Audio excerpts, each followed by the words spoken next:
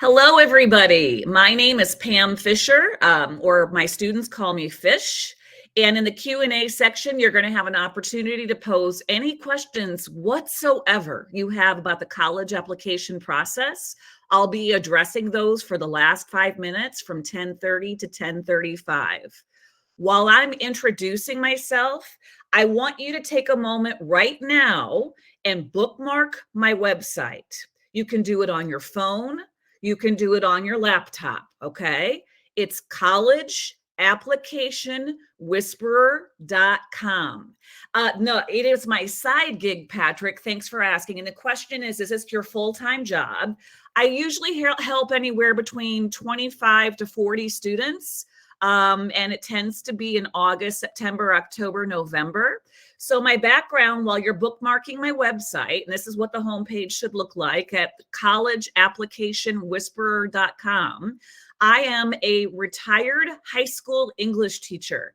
So I'm from South Bend originally. I went to South Bend Clay, go Colonials. Even though we closed last May, I'm still a proud Clay Colonial.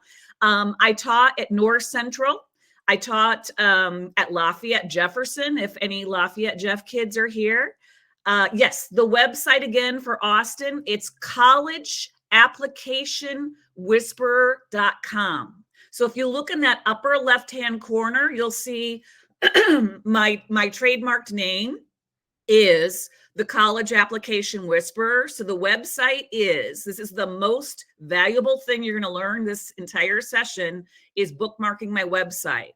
It's College Application Whisperer and then .com. So College Application Whisperer is all one word, okay? And it should be in my bio, in my profile as well. A high school English teacher for 33 years. So North Central, Lafayette Jeff, Lawrence Central High School for 20 years, and park tutor for the last 10. Took early retirement at 55 in 2021 at the end of the COVID year. And this is my side gig. I love helping kids with the college application process. So number one thing you should do today is bookmark my website. Now, let's figure out why this website is so valuable to you. If you go to blogs, and you can do this on your phone and follow along if you want, you can look at the screen. You're going to see that I spent about a year putting together this website.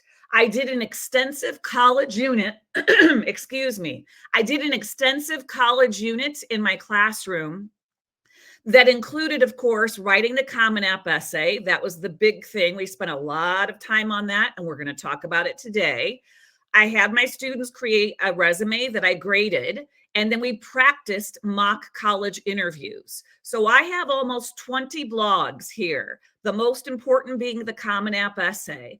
We're going to look at this in just a minute, how to get started on the college application process. And then there's the Why Us essay. So why Notre Dame? Why Stanford? Why Wharton Business School at UPenn? Okay, it's a very common question. If you want to learn more about me, there's a link there about my background. I have a term that I call Polite Stalking 101. This is invaluable. And this is I tell you actual stories of things my students did to land internships, to land leadership positions in college, to land the perfect job, and also how to stalk the college that you're interested in. And it's polite stalking. You can go too far, but that's important. How to interview for college, and also how to interview for positions in college, for internships and so forth. What to do when you're on a college visit. Mental well-being is extremely important to me. I was into my students' mental wellness way before it was a thing, okay? And so with that, you see something called the circle of control. And the circle of control is about what you still have power over and what you have to let go of. And a lot of that has to do with the competition of those you're applying against. What to do and not to do at a college fair. How to write supplemental essays. These are essay questions of a given school. So University of Michigan, for example, or UPenn, they have a number of additional essays. This is how to write those essays. how to write a resume. And I have a sample resume at the bottom from a former student. How to approach your teachers about getting a recommendation and how not to approach your teachers on getting a recommendation, and also how to connect with your counselor, whether you go to a very small school or you go to a much larger school. Your counselor is surprisingly important in this process, and I don't think some students realize that. You have to realize that your counselors are required to write your one of your recommendations. And so it's to your benefit to have a really strong relationship with your counselor. And literally, I know this is awkward and scary, but starting as early as junior year, scheduling a meeting with them, not just to plan your classes for senior year, but to talk to them about the college application process and ask their advice and to help them get to know you, so that when they do write your counselor recommendation, they'll have more personal things to say about you than if they barely know you. Okay. Here's something that a lot of students don't know. Maybe some of you do. At any given college, there are a number of admissions officers. They are all assigned to a particular region or section of America. So let's go back to the UPenn example, just because I just visited one of my former students who's a freshman at UPenn.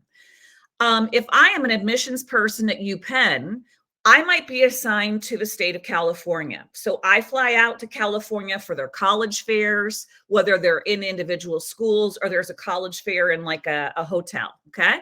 Another counselor from UPenn might be assigned to the Midwest. Another counselor might be assigned to Texas. Another counselor may be covering the New England territory. So you want to be sure that you understand that you need to, I was just looking at the announcement really quickly, that you need to establish a relationship with this person.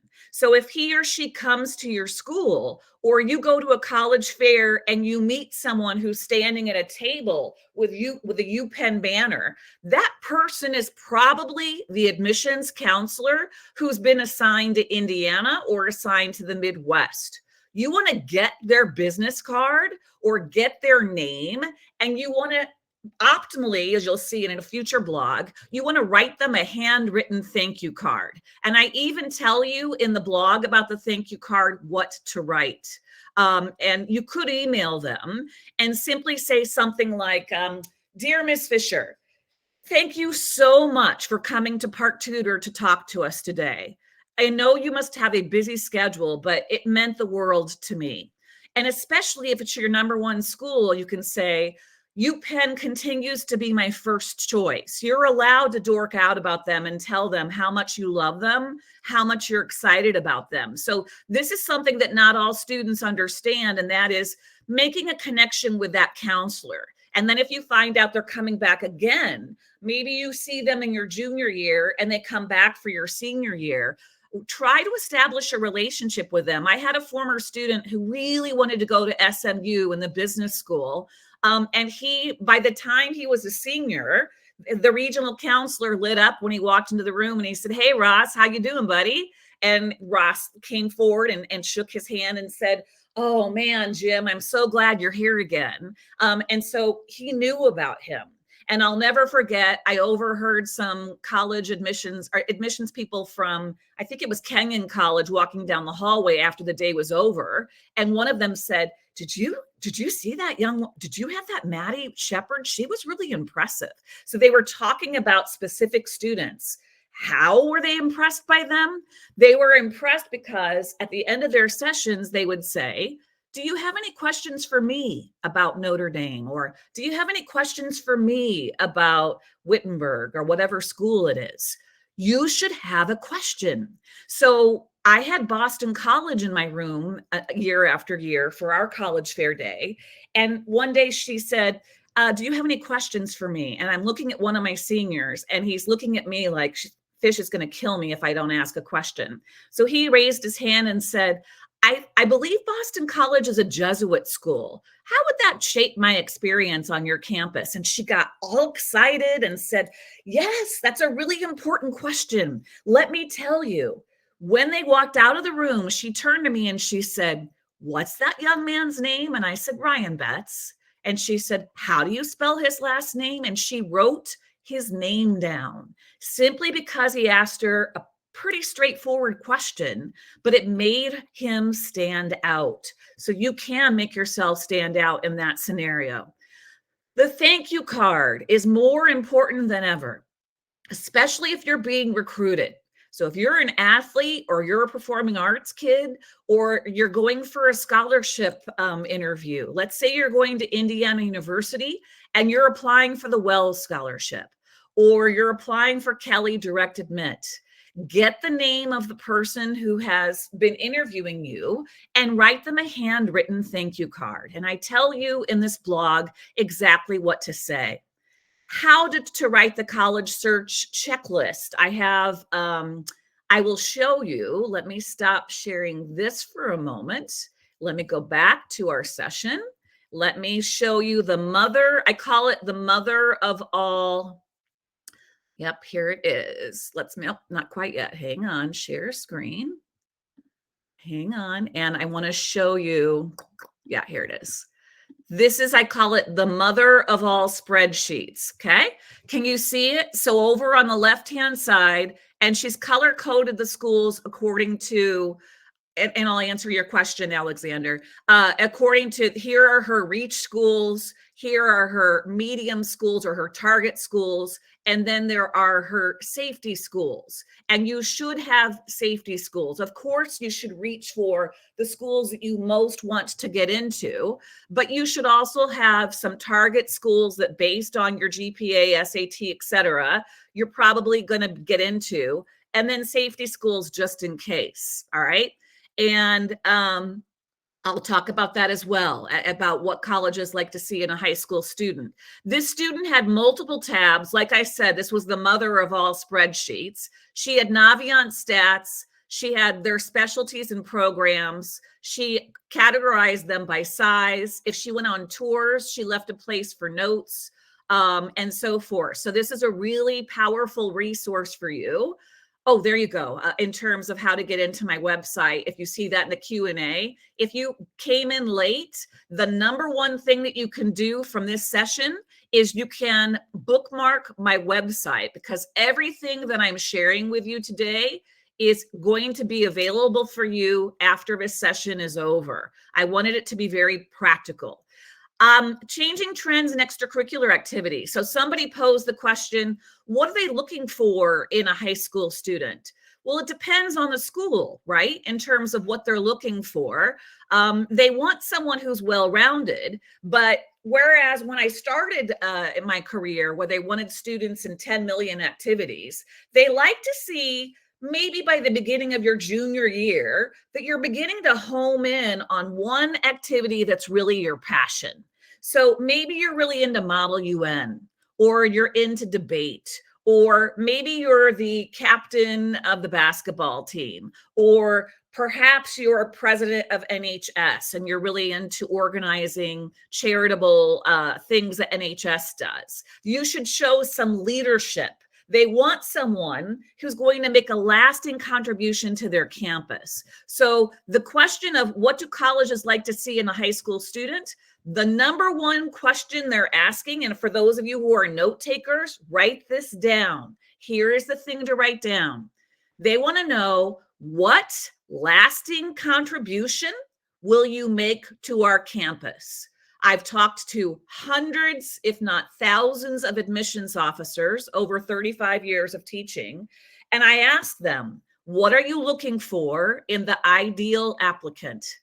And the number one response I get consistently over and over and over again is, we're looking for someone who's going to make a lasting contribution to our campus. And underneath that, I want you to write a bullet and write down leadership.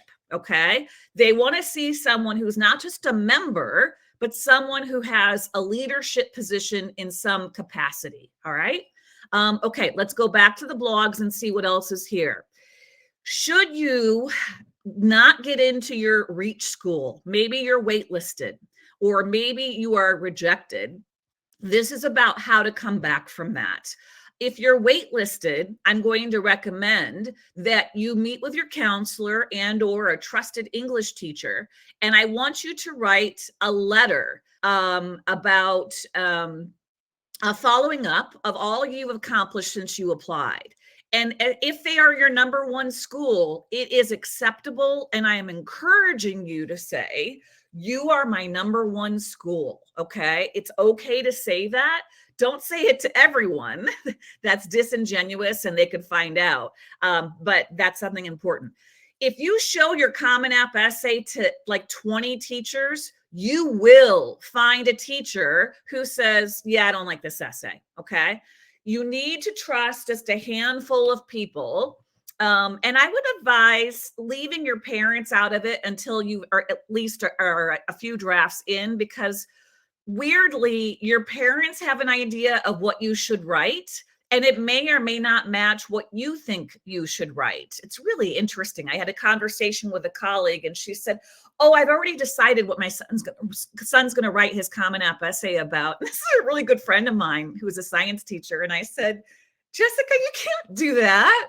Your son has to write what he wants to write. So she'd already decided in her mind what his topic was going to be. It's kind of absurd. I had to gently tell her, like, that's not cool. Really looking at why you're applying to a school. I've lost track of the number of former students I have who've gone to a particular school because it's prestigious and not because it was the optimal fit for them. Okay. I had a young woman once who got into both Harvard and MIT, both outstanding schools, but weirdly, she was getting a lot of pressure from teachers, not me, to go to Harvard. She's like, they were like, well, you've got to go to Harvard. And again, not like MIT is some slouch school. She went back to both schools and she said, when I got to MIT, they were at a cafeteria. We were up until like 2:00 in the morning talking about like ideas and philosophy. And then we tried to solve this problem. And she said, I could let my nerd flag fly. And I just felt like I would be working with these people. And so she decided to apply to MIT.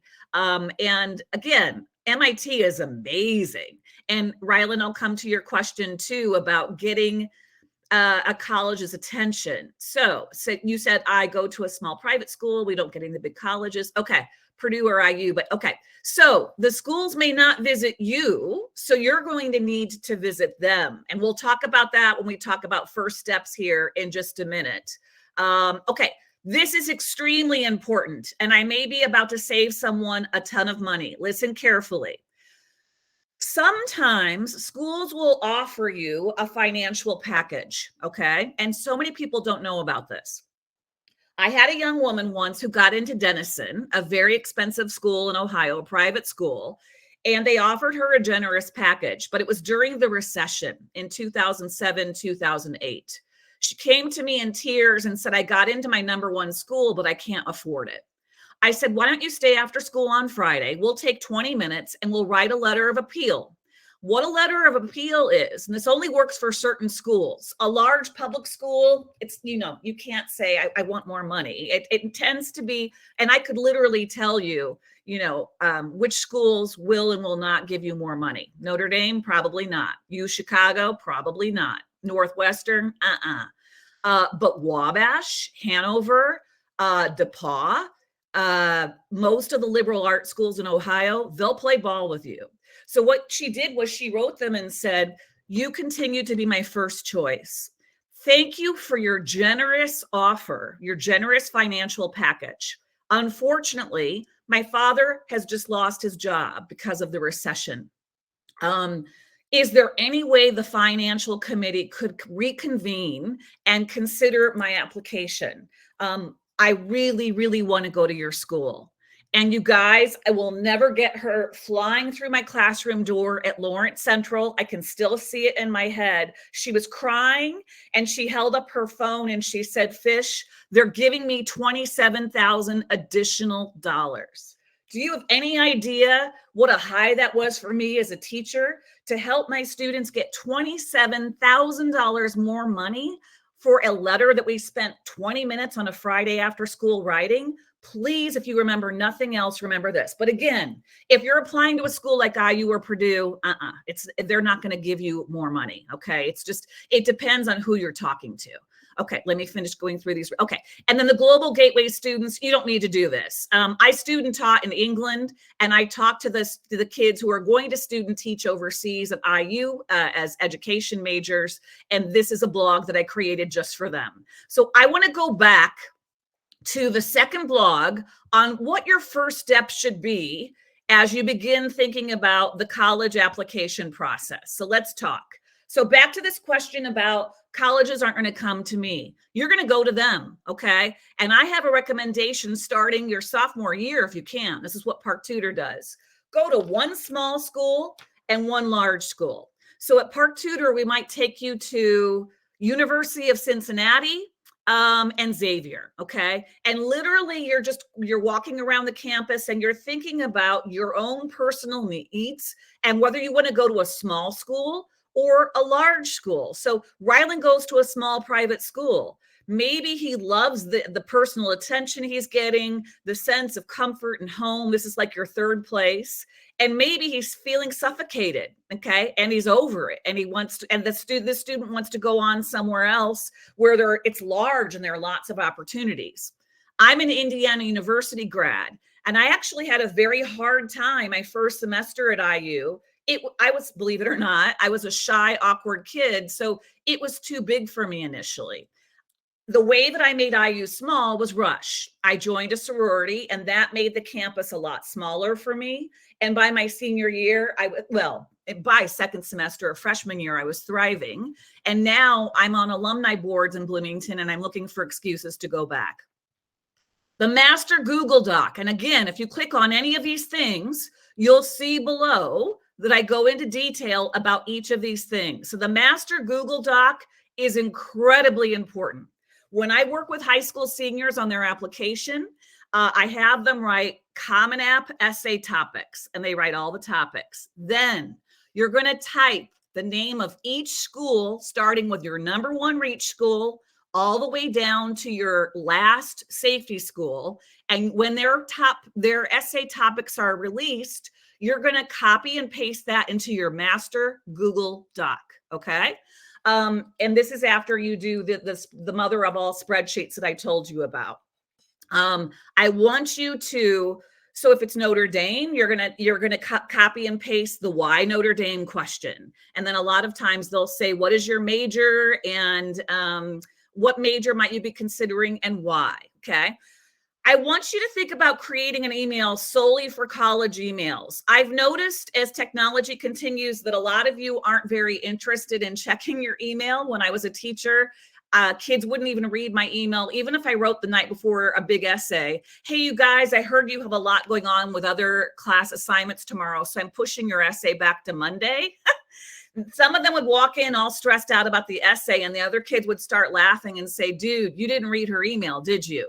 So make an email account just for college emails, okay? And if you haven't taken the PSAT yet, like do it before that, if I'm talking to any high school freshmen out there. But if you've already done that, still, I'd like to see you create an email that's just exclusively for the college application process so that you don't lose really important emails. Of course, you need to be thinking about the ACT and SAT. You guys, I think it's coming back. There was like this weird window, as you well know, after COVID, where it's become test optional in a lot of schools. It's been an interesting experiment, but more and more schools are bringing back the ACT and the SAT. So you can also do some research online and see whether or not schools are going to require the ACT or SAT. And that may change by your senior year, depending on how old you are now. Again, you've got to develop a really important relationship with that counselor. You need to schedule a meeting with them and just talk to them about what you're looking for in a college. This is really why a lot of counselors became counselors. They didn't become counselors just to do your schedule for next semester or next year. They did it to advise you on the college application process. So it's really important that they get to know you. You don't get it because once you do, they're going to write a much more meaningful, personal reference, a recommendation letter for you. And that's incredibly important. The resume, there are samples here. You can see that I've got a sample one. You give this to your teachers and your counselor to help them write a better recommendation for you. I encourage you to write it as a Google Doc so that when you get to college, you can continuously update that, okay? And then your teacher recommendations are extremely important, who you pick.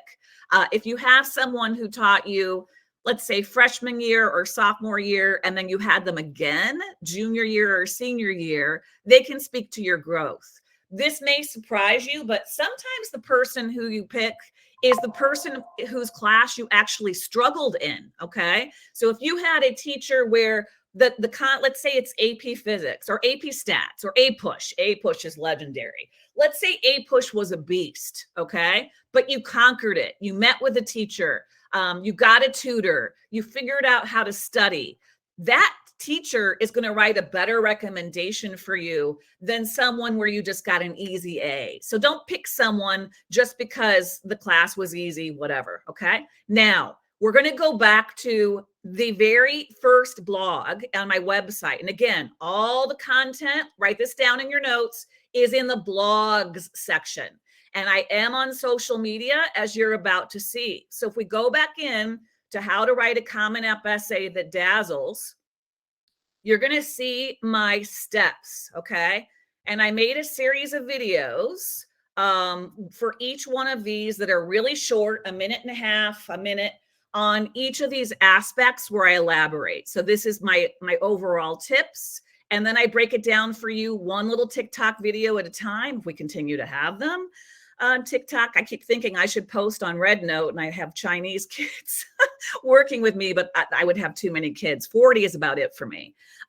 So let's talk about those tips really quickly. Here are my major tips for you on writing a very successful Common App essay. First of all, you need to nail the first sentence. I have read thousands of college essays over 35 years. If you don't hook me with a memorable first sentence, you're going to lose me. If I'm sitting in Starbucks, I'm like, oh, I'm going to refill my iced tea, or I'm going to go to the bathroom. That's a bad sign. And I share examples with you in this blog of well-written first sentences and throwaway sentences. If you take nothing else from me on the college essay, hear me now. Stories stick. You have to intersperse your answers with stories. So let's say I have a student who does the IU Honors Study Overseas program. You're going to see a sample essay from one of my students. I'm very proud to tell you that it appears in Harvard's Successful Essays, a book. Isabella Pacheco Inez Pacheco from Lawrence Central High School. And it's all about her studying over in France through the IU Honors program. She had a very unusual host family, and it's all about her becoming more independent, learning to be with a quirky host family, and growing in terms of being more confident in a foreign country. She intersperses this with stories, okay? Very important. You must demonstrate introspection and growth. This is where a lot of kids fall down. You have to show me that you've learned something from whatever it is that you're talking about. That usually comes in the conclusion. Please don't write about something that you think is the most impressive thing about you if it's not your passion, okay? So if you're president of NHS and you're proud of that, but it's not your passion is actually fostering animals, then you write about fostering animals. I have a kid, former student from Lawrence Central, who is obscenely successful in the world of real estate. But his passion, you guys, as an adult, is fostering dogs. His social media every day is about the latest puppy or dog that he's trying to find a home for. If Andy McIntyre wrote about fostering animals for his essay, that paper would sing. And then lastly, answer the prompt, okay? Make sure that you do what they ask of you, okay? So you can see much more detail. You can see much more detail on all of this if you go into my website.